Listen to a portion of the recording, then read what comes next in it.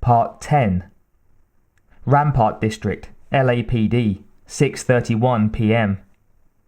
Edward Theodore Traxler cautiously stepped out of the coffee room into the hectic foot traffic in the main hallway of the LAPD Burglary Homicide Division. A big man, black, in his 40s, and solid as a monolith. He was carefully balancing a hot styrofoam cup between two fingers and weaving through the obstacle course like a bear on roller skates. He dodged a snarling, handcuffed prisoner and headed for the safety of the right-hand wall. Made it, he thought, without spilling a drop. He was doing his famous compulsive neurotic feat of wonder, chewing gum, smoking a cigarette, and sipping coffee all at once. "Hey, Ed!" Traxler heard Sergeant Hal Vukovich calling out to him. He turned and waited for his lean, jaded partner to catch up. Vukovich was slightly out of breath. He had been hunting all over the station for his boss. He trotted up to Traxler and slapped a commiserating hand on his shoulder. Traxler winced. Burning hot coffee spilled onto his wrist. Vukovich nodded towards the two files in his hand and flicked his eyebrows up as if to say, "Wait till you see this one. It's so sick it ain't even funny." He handed Traxler one of the folders and opened the door to their office. Traxler grudgingly set down the now half-empty cup, most of it was on his sleeve, and slipped a pair of bifocals onto the bridge of his nose. Inside the manila folder was a Technicolor 8x10 forensic unit photo showing the upper torso of a woman lying on her apartment floor and wearing all the blood that was supposed to be inside of her. "What have you got here?" Traxler asked, impatiently tapping the photo. Vukovich perched himself on the edge of Traxler's coffee-stained desk. "Dead girl," he said, involuntarily smiling, the kind of nervous reflex smile you get when nothing is funny at all. "I can see that." The smile died. Traxler waited and stared at the dead woman in his hand. He'd seen a lot of photos like these. They were always nasty, but not particularly unusual. Vukovich lit an unfiltered Camel and began.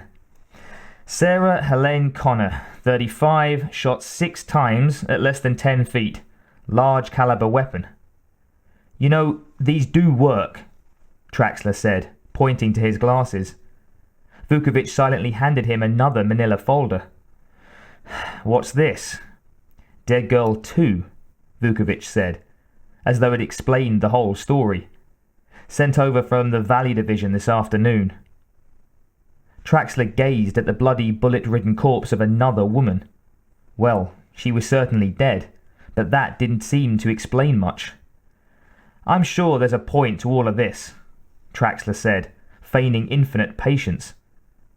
Vukovich solemnly got up from the desk and pulled the victim information sheet from beneath the photo. He held it up in front of Traxler's glasses. "Look at the name, Ed." Traxler glanced at it impatiently. He paused. "What?" Then he looked back and read it again, slowly.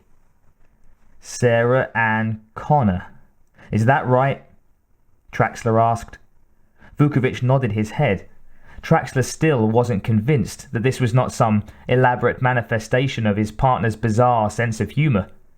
He waited for the wink of the eye and smile that would tell him the joke was over. But Vukovich wasn't smiling. "You're kidding?" Traxler asked incredulously. His partner quietly shook his head. This wasn't any fun, even for him. "There's more, Ed," he said soberly. Vukovich dug deeper into the file and pulled out 2 other photos, close-ups of the victim's left legs, the translucent white skin pulled evenly back like a hideous candy wrapper, revealing the nasty red and white secrets inside. There was something supremely disturbing about the incisions.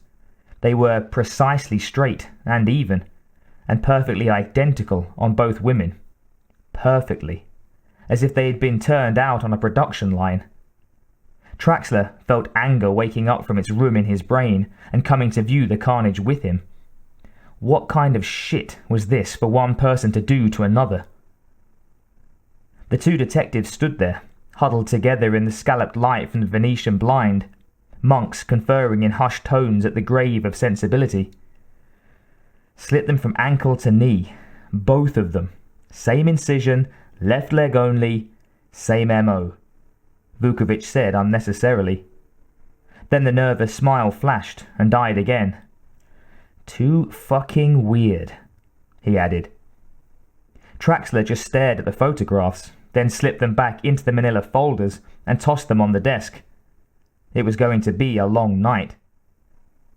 Vukovic shook his head in disgust as a new thought occurred to him. The press is going to be short-stroking it all over this one, he said. Traxler nodded, popping a fresh stick of Wrigley's into his mouth. A one-day pattern killer, he said, seeing the headline floating in the air in front of him. He opened his desk drawer and hunted futilely for the aspirin, trying to beat the headache he knew was coming. It wasn't there. Shit. Vukovic got to his feet and slowly walked across the room. He grabbed the near-empty bottle of Tylenol from the top of Traxler's file cabinet and tossed it to him. I hate the weird ones, he muttered.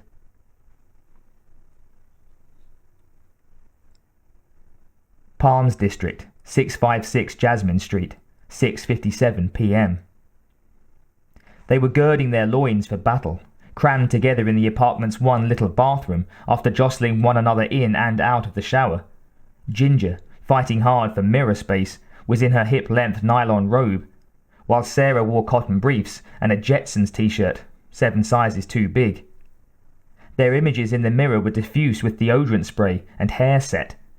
Their weapons were lined up on the sink top: mascara, blush, eyeshadow pencil, eyebrow brush. Ginger was now spreading hot gloss pink lipstick across her mouth. Ginger noticed Sarah's struggle with the eyeliner and valiantly came to her aid. The effect was startling. She didn't look all that bad. Not at all. Her good deed done, Ginger went back to her own ministrations, slipping on the Walkman headphones, inverted under her chin so she could work on her hair. She fingered the volume until there was a 120 decibel rock concert battering her eardrums. Sarah could hear every beat, even from where she stood, and said, "Ginger, you're going to go deaf." "What?" Ginger shouted, her legs beginning to pump up to the music. Sarah got the cord from her curling iron tangled in Ginger's headphone wire and accidentally ripped them off her neck. "Sorry," Sarah said. As they were extricating their appliances from the tangle, Ginger asked, "So, tell me about this mystery guy." "His name is Stan Morsky. I met him at work. He studies film at USC, and his father's a television producer, and yes, he drives a new black Porsche." Ginger mock drooled, then wanted to know what he looked like. "A little strange, like a cross between Tom Cruise and Pee Wee Herman." That got a hearty laugh from Ginger. "But the Porsche looks good, eh?" she offered. "Ginger," Sarah answered, "Hitler had a Porsche too." "Yeah, but I bet he didn't have a sunroof." The phone rang again, and Sarah went to answer it. Ginger slipped the headphones back on and drove the volume up to the threshold of pain, undulating to the steady backbeat. Sarah picked up the receiver and said, "Hello?" It was a man. He was wheezing in a low guttural voice, as if he were an asthmatic. He said, "First, I'm going to rip the buttons off your blouse, one by one. Then I'm going to pull it off your shoulders and run my tongue along your neck." Sarah was transfixed. Her first lewd phone call. It was kinda neat. She listened as the man went on, his voice straining from keeping it so low. "Then I'm going to lick your bare, gleaming breasts."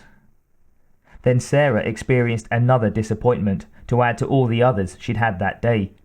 The lewd phone call wasn't intended for her, she began to realize, as she recognized the caller's voice. It was for Ginger. She put her hand over the mouthpiece and shouted for her roommate. "It's Matt!" He was still talking, unaware he was speaking to the wrong girl. She decided she could at least have a little fun with the situation. She listened some more. "And then, when you're on the floor, I'll slowly pull your jeans off, inch by inch, and lick your belly in circles, farther and farther down.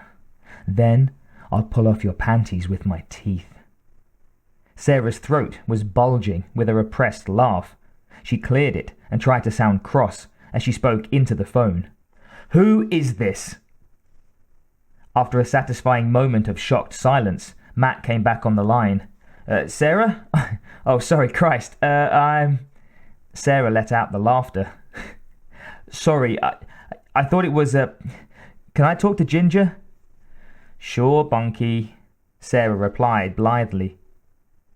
As Ginger and Matt teased one another about what they planned to do to each other later that night, Sarah held up several blouses for Ginger's approval. She nodded positively to all of them. "You're a great help," Sarah groused. Ginger cupped her hand over the mouthpiece, listening to Matt continue to murmur promises he couldn't possibly keep, with one half of her mind, while the other focused on Sarah's current mini-crisis. "Okay," she finally whispered. "The beige one." "I hate the beige one." "Then don't wear the beige one." Sarah gathered up the blouses with exasperation and said, "I don't know why I'm bothering. This guy isn't worth all this hassle. He's just a human being who goes to the bathroom like anybody else. Anyway, we probably don't have a thing in common. He probably likes Barry Manilow or Twisted Sister or something." Ginger was doubled over as Sarah stormed out. A moment later, Sarah stuck her head back in. "So you think the beige one, eh?" A short time later, the girls sauntered into the living room to wait for their respective dates. Sarah began searching for Pugsley, who had nosed the plastic top off his terrarium and gone exploring for bugs without permission. Ginger sat on the couch and broke out her nail file while continuing her private concert on the headphones. Her eye was caught, however, by the message light blinking on the answering machine. She had turned it on after she hung up with Matt, so she and Sarah could finish getting dressed. "It's probably your mother," Ginger said, as she bent over to punch the playback button. It was. Sarah half listened as her mother droned on about forgetting to ask her to bring a recipe for sausage lasagna with her when she came up on Sunday. Evidently, Sarah's mother had not heard the news report about the murder of Sarah and Connor. She was grateful that she didn't have to call her back and explain. Sarah wanted to get Pugsley back into his terrarium before she left. She finally located him atop the bookcase near the window. As she lifted him into her arms, crooning to him soothingly, as if he were a cat or a small dog, Ginger made a pained noise and said, "Ugh, disgusting. Reptophilia. Really nauseating." Then the answer machine clicked onto another message. "Hi, Sarah," the machine said cheerfully, with AM radio DJ enthusiasm. "This is Stan Morsky. Look, something's come up, and it looks like I won't be able to make it tonight. I just can't get out of it. Look, I'm really sorry. I promise I'll make it up to you. Maybe next week sometime, huh? I'll call you soon. Bye." Sarah just stood there, cradling the lizard. Ginger was infuriated. "That bum! I'll break his kneecaps. So what if he has a Porsche? He can't do this to you. It's Friday night, for Christ's sake." It occurred to Sarah that she had been secretly expecting this, not only because the day seemed sculpted by powerful, unseen hands to end on this final little disaster, but because Stan had really made the date for tonight in a very casual way. He must have been so enthused about it, he simply forgot, and when 8 o'clock started coming around, he yanked this pathetic non-excuse out of his Porsche. The sinking feeling of rejection still hit her hard. Reflexively, she tried to cover, the way Ginger would. "Well, I'll live," she said, but it came out a sigh rather than sarcastic. She looked down at Pugsley and his watery, membranous eyes. "At least Pugsley still loves me." She bent down to plant a gentle kiss on the creature's snout. The lizard's only response was to blink in its patient endurance of human affection. Sarah quickly got out of her skirt and blouse. She was going to take the makeup off when she decided in growing anger and defiance not to waste it. She slipped into jeans, boots and sweatshirt, then grabbed her jacket. After making a quick check in her purse for finances, she announced to Ginger that she was going to a movie, one that she'd wanted to see for a long time and had to catch before it went away. She groped in her memory for a title and threw one out, but she could see by the expression on Ginger's face that she wasn't being believed. Sarah certainly didn't want to sit around watching TV, trying to drown out the sounds Matt and Ginger would be making in the next room when they got back from dinner. "Look, I'll see you later. You and Matt have a good time." Sarah was looking down, checking her purse for keys, and didn't see the powerfully built figure loom in front of her. He walked right up to her like a slab of shadowed steel and reached out. Sarah looked up and jerked as he enveloped her in his arm, growling out a wheezy, "Come here, little girl." She punched his shoulder ineffectually. "Damn it, Matt!" He grinned down at her in a lecherous but somehow big brotherly way. She started to walk off, but he grabbed her and slobbered a big wet kiss onto her cheek, letting go of her with a half smile battling its way onto her lips. The underground parking garage was dark, lit intermittently by cold pools from overhead bare bulbs. The light over her Honda was out. Typical, she thought. Her footsteps echoed ominously. The place was nearly empty. Most of the tenants were out partying already. She kneeled by the scooter and fumbled with the combination lock. Then she stopped. Had there been a sound? She scanned the interior. 6 cars and a motorcycle. She could barely see one of the cars parked in a dark spot near the exit. Must have been an echo of her own actions. Thoughts of Teresa Saldana and Salmoneo slithered up her spine and roosted on the back of her neck. She hurriedly stowed the chain and hopped on the Honda. Now that would be a dumb way to die, murdered in your own parking garage. And considering this day. She shivered and zipped up her jacket, then got the scooter started. The engine whirred reassuringly. She relaxed and gripped the handlebars. The newscast that afternoon had started her thinking about her own mortality, about how insignificant her own death would be. Sarah Jeanette Connor, waitress, dead at age 19. Another name on the tube, without impact or meaning for anyone. Well forgotten before the college basketball scores came on. She knew the thought had been lurking around her all evening, feeding her usual apprehension about the empty parking structure, heightening it to irrational fear. A sense of being watched, scrutinized by a malevolent presence, welled up. She rode off the kickstand and putted slowly down towards the cars. As she passed the dusty grey sedan, she looked in and saw that there was no one there. When she reached the apron, she paused, checking for cross-traffic. If she had looked back, she would have seen someone sitting up in the front seat, slipping his scarred hands on the wheel. Kyle Reese. When she had come out of the security gate at exactly 2019 hours, his eyes had locked on her and registered the target, Sarah Jeanette Connor. Just like the picture, right on time. It was she. He knew that. And yet he didn't quite believe it. Conflicting emotions churned in his chest, and he had to force himself to take his eyes off her and duck down before she saw him. He heard the scooter start up and move past, and felt certain she could hear the sledgehammer blows of his heart crashing loudly in his ears. When he sat up, she was about to turn right. He fumbled with the wires to get his own engine started, letting duty take over. His trembling hands steadied as he focused his thoughts in a spiral down to only what was necessary to complete the mission. Target, follow, intercept. When she rode into the street, he was not too far behind.